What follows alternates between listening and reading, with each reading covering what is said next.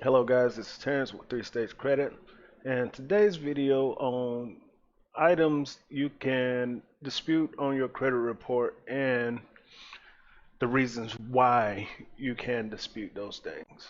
So first thing first is going to be incorrect personal information. I will kind of give you a breakdown on that here on this sample credit report. So going over the personal information, you will have your report date, report number, social. We have one social, that's good. One date of birth, that's good. Name to report it. Personally, I only like one name reporting to my credit report, which is Terrence Davis. That's it. I don't like my middle name being out there. It's none of their business. I know it. I don't care if they know it. So, I will report John Q. Doe. I don't want my middle name being reported. So, I will go with just John Doe. Come to my telephone number. I have one phone. That's the phone I would like you to call me on. So that other number, you can get rid of it. It's outdated. That's the phone I had when I was 10 years old. Addresses. My address is 123 Oak Street. Why 111 Miller still there? Why is 333 First Street still there? I no longer live at that address. I live in apartments, so I move from time to time. I don't want those addresses being reported because if you send some mail there, I will not get it. So if you can remove those outdated addresses off my report, I would love that. Employers, not such a big deal, but I work at one place. That's the only employer that I want on my credit report. All the others, get rid of them. So on to more reasons. Inaccurate balances. So if a balance on one report, let's say it's TransUnion, Equifax, and Experian, one balance says $10 on Experian. On TransUnion, that same account, the balance says $20. On Equifax, that balance says $30. That's an inaccuracy. So I would write a letter up saying, hey, so and so bureau, this is Terrence. I looked at my report. I've noticed that TransUnion, Equifax, and Experian are showing three different balances. I would like you to investigate this and let me know if this is showing accurate on my account. Or I wouldn't even put on my account on this account. It's their job to go and do an investigation, send their information to whoever the creditor is and say, hey, what is the balance of this? When they come back, it should be the balance of whatever it is. So if it was $20, it should say $20 on all three bureaus.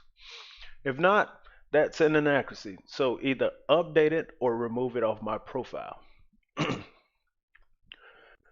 Delinquent accounts. So this is accounts that just you didn't pay on or could be a fraudulent account. Going to show up on your report. So sometimes it just appears on your credit report. I mean, it's a computer system, so it does make mistakes. But the majority of people don't know this is one of the things that are holding back their credit. You can dispute these items. If it's not yours, it's definitely a fraudulent dispute. If it's yours, but the information on it is incorrect, it can be disputed and removed. Okay, so I'm gonna kind of go over these and then we'll go over the report. Inaccurate identifying information. Examples of enclosures include your credit report with the incorrect information listed, previous billing statements or payoff statements, things of that nature. Let me go back. Credit not processed, bankruptcies, phone number, wrong account number, um, time. What is time? Incorrect information report. Okay, so if the date say it was open on one day, but it was clearly open 4 months after, that's incorrect. Identity theft, which happens a lot. Closed accounts report is open, so if you paid that account You bought a car, you went through your whole 5 year term, paid the car off, but it still shows the open balance or still shows this open when it's closed. Well, for myself, if it's still reporting open and paid, I let it keep reporting. It only helps. Um, but if it's up there and it's um, something that's negative affectingly and it just keeps reporting bad data, contact them. Hey, well, write a letter. Boom. This account is closed. Why are you still reporting this account? I no longer have this vehicle, or this vehicle is paid off. Why are you still reporting it? And you have your rights to dispute. So you can go to the FCRA. I have a book where I've made it simpler for you guys. It's Credit Repair Laws Made Easy. Ultimately shows you what you can report, how you can report it, and what solutions should be brought forth to get things done. So now we will go over the credit report. We went over the personal information. Anything that is inaccurate on your report, personal information wise, please dispute it off your report. Do that with Experian, TransUnion, and Equifax. Now, you can request a free annual credit report every 2 weeks from freeannualcreditreport.com. I suggest everyone do that. Look at your reports. You should look at your reports often and see what information is being reported, because sometimes it just isn't your information and it can negatively affect you. But yeah, every 2 weeks you can get that report from all three bureaus. It's not going to show you your score on there, but it will show you all your accounts and all your other data. Um, Bankruptcy.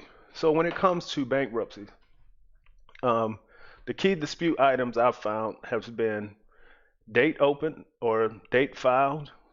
I want those 3 dates to be the same. Um, the docket number, I want that to be the exact same. So if I go to this and this XYZ 789, and then the next one is ABC 123, and the next one after that is BCD 456, them are three inaccuracies. So this is how you can get a bankruptcy removed off your report, because it's reporting inaccurate. Like I told you, they either can update it or remove it.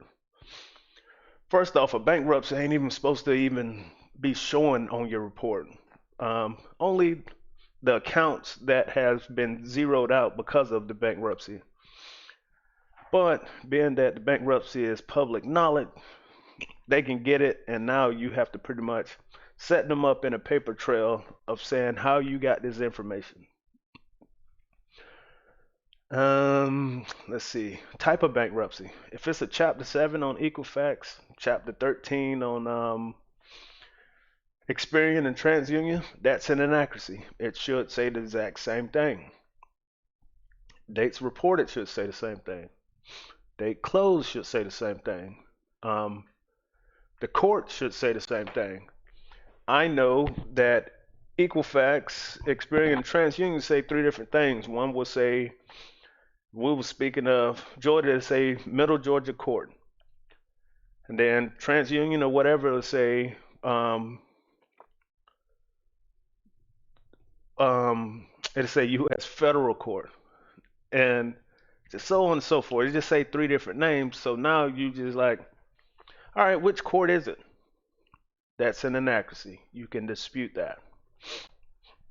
If you have a bankruptcy that was discharged, but it says discharged, but it's supposed to say dismissed, that's an inaccuracy. That bankruptcy is supposed to have been off my account. Dispute it. It works. I'm telling you, people, it works. All right, so on to accounts. There's multiple accounts up here, but I will kind of give you a rundown on one. So here we have, no, is that not the one that I marked up? Okay. So here we have American Hospital Collections.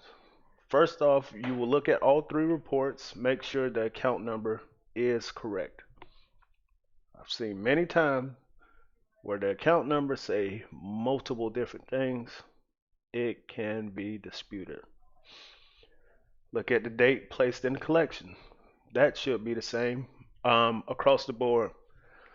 Typically, they're not going to be, because if Equifax get it on one day, Experian get it on the next day, and Equifax get it on the next day, they're going to report the day they got it. But it should all say the same date because that's the day it was placed in collections. I always, um, responsibility is not that big of a deal. Type is a big deal. If it's a collection, well, let's just say it's not a collection. If it's not a collection, but it says collection here, that's negatively affecting your profile. It's disputable. Balance.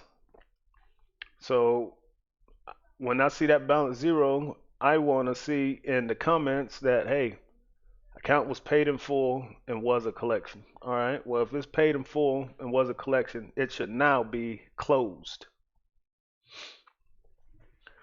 Um, Also, so when it comes to your 407 years of debt being there, let's say you've done nothing about it or you paid it or whatever it is, you have 7 years for that account to be there. So we got here 7/1/2016.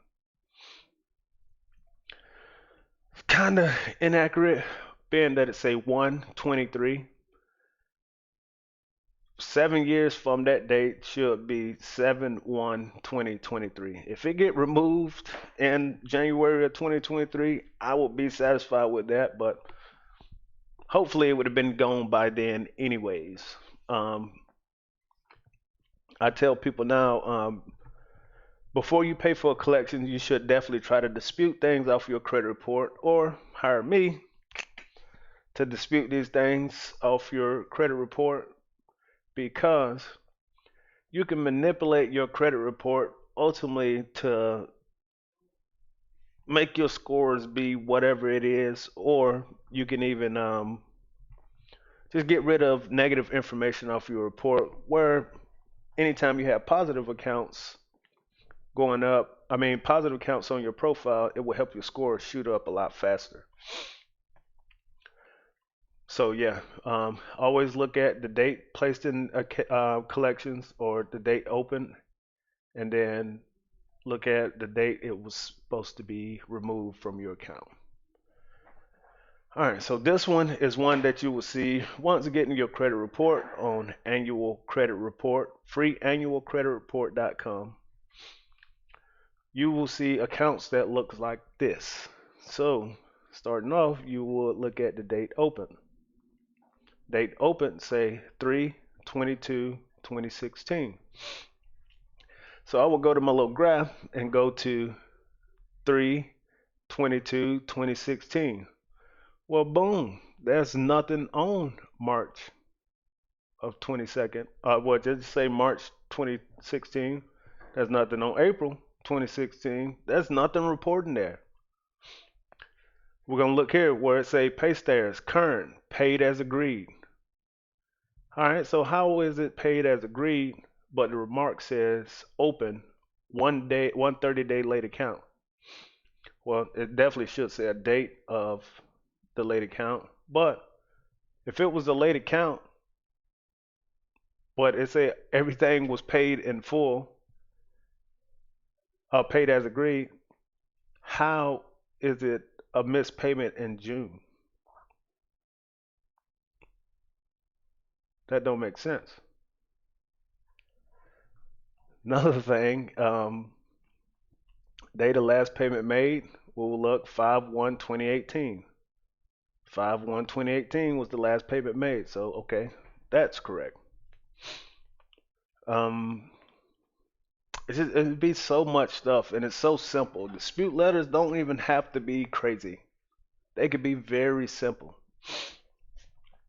So going to this next account, same thing. We're going to look at the account number across all three. We're going to look at the balances of all three.